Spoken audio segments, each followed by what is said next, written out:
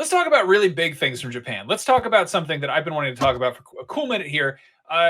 This has not been a good year. If you think it's been a good year, you have brain problems and you're sick in the head. And I don't want you to watch videos that I'm in anymore. So please go do something else. That being said, one good thing that has come out of this year is the life-size Gundam that's being built in Japan, in Tokyo. This was in honor of the Olympics, which were supposed to happen. But that being said, the giant life-size RX-78-2 being built at Odaiba Shopping Mall Center, Diver City, whatever, the Gundam factory area is underway. This is a moving, semi-functional, actual full-scale Gundam mobile suit. And it's so cool. And it's one of the only, like, I'll go on Twitter and I mostly want to kill myself when I look at what's on Twitter. However, every week or so, somebody posts an update on this thing and they're like, great news.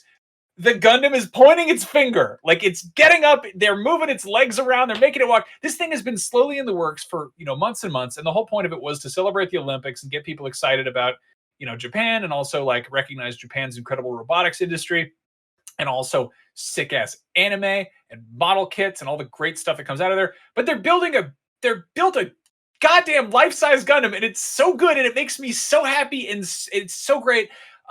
This isn't the first time they built a life-size Gundam, full disclosure. A lot of people know this. But it actually really makes me feel better because I went to Japan for the first time in 2014, and it was like a once-in-a-lifetime thing.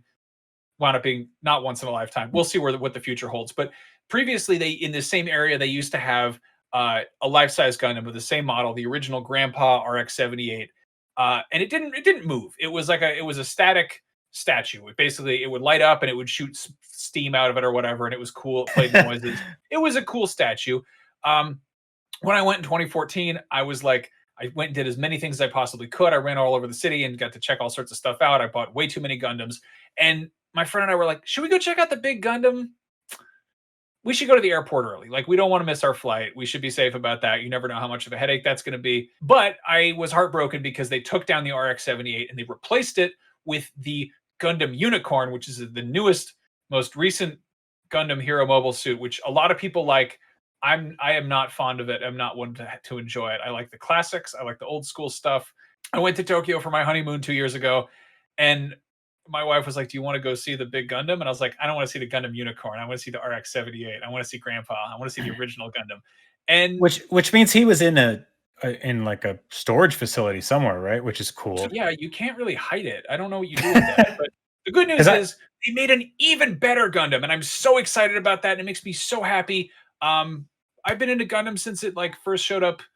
I guess Gundam Wing was first exposure. I don't love Gundam Wing, but then the other Gundam stuff, and I don't know. I still build Gundams. I built this one last weekend. Like I'm going to be stuck in my house building little model plastic robots. But the idea that at some point, if everything gets even slightly a little bit better, maybe I'll get a chance to get on an airplane and fly over to Tokyo and see this amazing, actual, functional, moving mobile suit.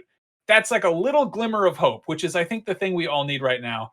And so I just wanted to talk about the big moving robot, which is great.